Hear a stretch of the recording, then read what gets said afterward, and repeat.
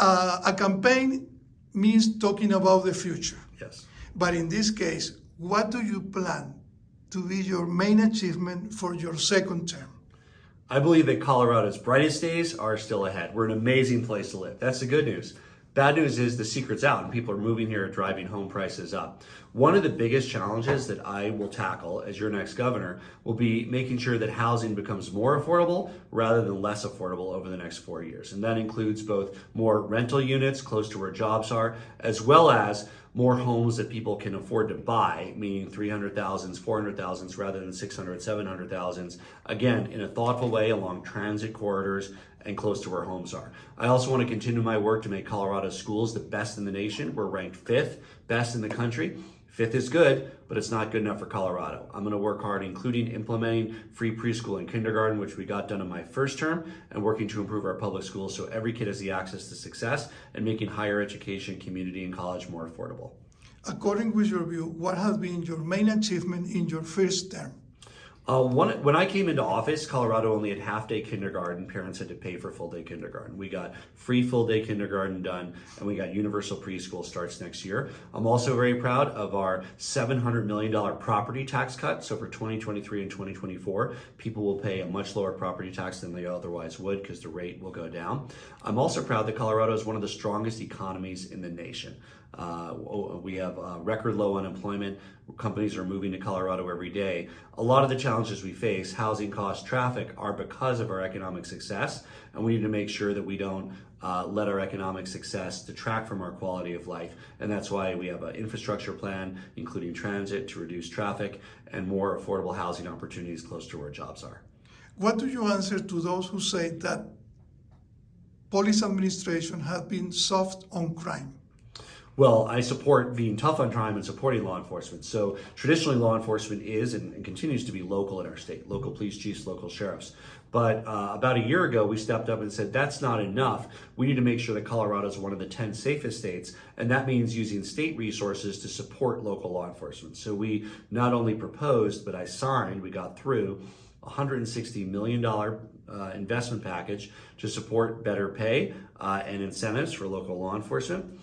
Support programs that can reduce recidivism, make it less likely when somebody gets let out of prison after they serve their term that they'll commit another crime. Youth diversion, better mental and behavioral health support services, because preventing a crime before it occurs makes people safer. And we need a solid database crime prevention strategy. We have one. We're in the first phase of implementing it. And of course, making it harder for dangerous criminals to have access to guns. So these are steps we have taken, are taking, and will take to make Colorado one of the 10 safest states over the next 5 years. You have a clear stance on the abortion case. Even you said that you will prohibit extradition from Colorado. But some of your critics are criticizing your tweet of the Amy Schumer video promoting Colorado as an abortion touristic state. What do you answer to the people who criticize this action by you? Well, el gobierno no debe ser parte de las decisiones personal de salud de las mujeres. Very simply, the government should not be part of the very personal reproductive health decisions a woman makes. It's between a woman, her doctor. Every case is different, and the government should simply not be involved with that most personal decision that people make.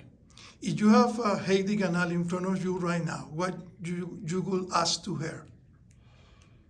Let's see. I'd say, I don't know, she knows where to get ribs in town. I think her husband has a barbecue, so I'd say where are the best ribs in town.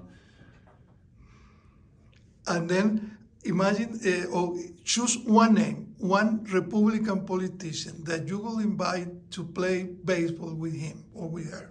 Well, I played baseball on the congressional baseball team, so we played with a lot of Republicans and Democrats. I miss a lot of my Republican friends from United States Congress. Let's see. Do you want me to name a Colorado one that I play baseball with? No, in general. Well, let's see.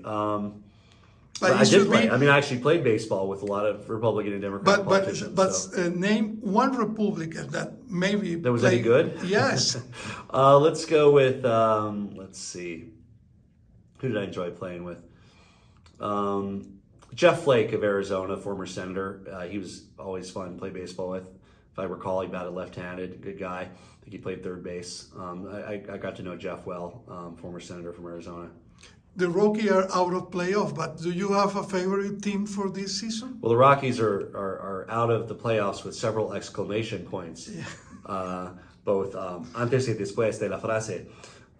So yeah, I would say in this postseason, before the Rockies existed, I was kind of my second. I was a Padres fan, so I'm Padres. I think have a wild card slot. So with the Rockies out, I'm watching the Padres.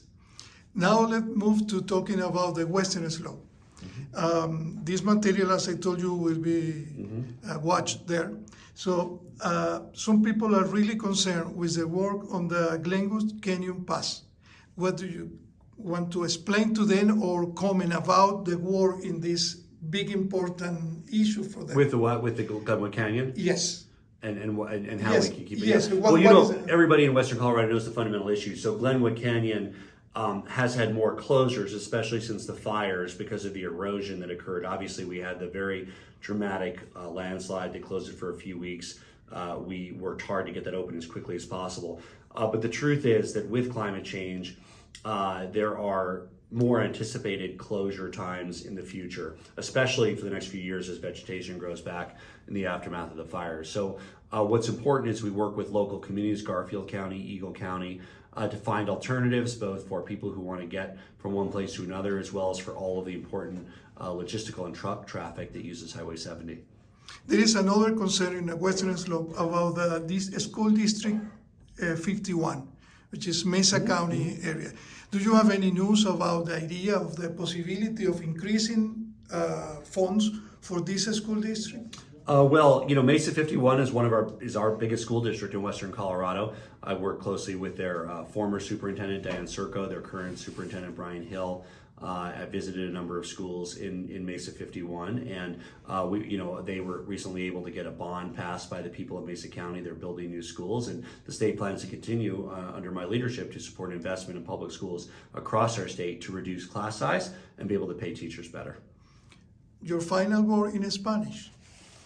Quiero su apoyo en la elección. Por favor, quiere su vota porque yo quiero un futuro bueno por todos los residentes de Colorado. En cualquier lugar, yo soy un candidato quien cree en el futuro de nuestro estado y su futuro también. Gracias por su apoyo.